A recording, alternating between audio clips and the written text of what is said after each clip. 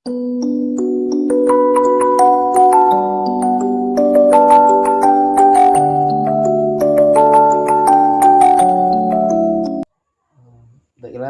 sebelumnya terima kasih kepada Pak Rudi selaku dari guru TPSA dan toko yang paham tentang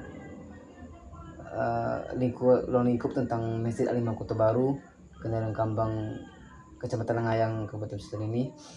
Baiklah, di sini saya dalam waktu yang relatif singkat ini saya akan mencoba mengajukan beberapa pertanyaan. Yang pertama, pertanyaannya tentang bagaimana sejarah dari Masjid Al-Imam Kota Baru ini, Pak. Oke, sejarah. Jadi gini, sejarahnya waktu itu tahun 1924 di Kanagarian Kambang. Kejadiannya dulu waktu itu terjadi kesepakatan adat namanya yang dilakukan oleh masyarakat Kambang di sana. Terjadinya kesepakatan adat, ada nama istilahnya yaitu Ike Ampe Payong Sekaki, Mas Haji Limo Koto 9, Penghulu Ampe Bale, Nini Mama 50, Haluan Tan Balik Bukit, Bandaro Kampung Dalam Al-Imam di Kota Baru. Itu. Mengenai istilah yang Bapak sebutkan tadi, dari beberapa istilah tersebut, apa saja maksud dari istilah tersebut, Pak? Oke. Tadi ada istilah-istilah sulit, mungkin masih belum mengerti. Ya, pertama itu ada Ike Ampe. Maksud dari Ike Ampe itu adalah sebuah negari Kambang yang didirikan pada zaman dahulu. Ada syaratnya untuk nagari terdapat 4 suku. Jadi ada 4 suku di sana yang dilambangkan 4 dinding di Masjid Al-Imam itu. Ada 4 ini. Terus ada namanya Payong Sakaki. Payong Sakaki ini maksudnya adalah pemimpin tertinggi dalam nagari, yaitu ada pucuk bule adat dan pucuk bule syarat. Artinya pucuk itu rajo adat dan rajo syarat. Nah, terus ada Mas Haji Limo, ada 5 masjid yang ada dalam nagari Kambang itu. Terus ada Koto 9, terus ada 9 kampung yang ada di Kanagarian Kambang itu. Contohnya ada Kampung Akad, Kampung Lubuk Syariah, terus Kota Marapa dan lain-lain. Terus ada apa lagi ya? Penghulu Ampe Bale. Itu ada 4, artinya 14 penghulu dari suku yang ada.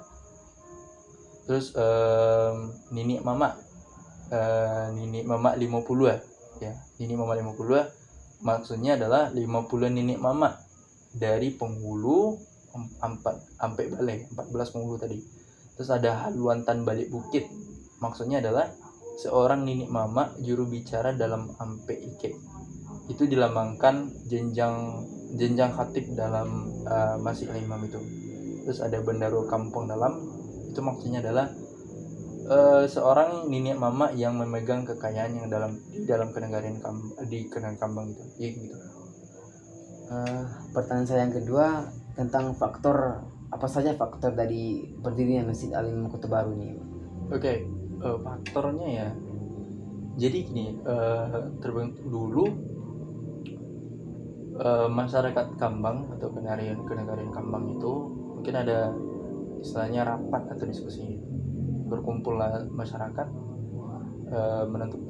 jadi terbentuknya kesepakatan adat ya. Di Kenagarian Kambang itu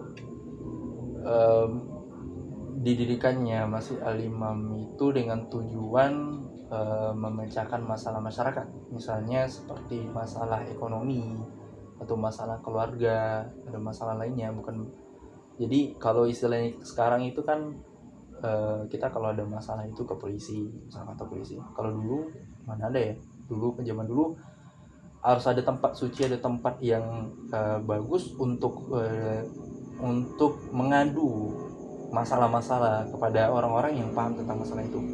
Jadi makanya dibikinlah Masjid Al-Imam itu, sekaligus bukannya untuk menjalankan syariat Islam juga, syariat Islam, tapi juga memecahkan masalah-masalah ke masyarakat gitu. Jadi begitu ya faktornya, Pak. Oke.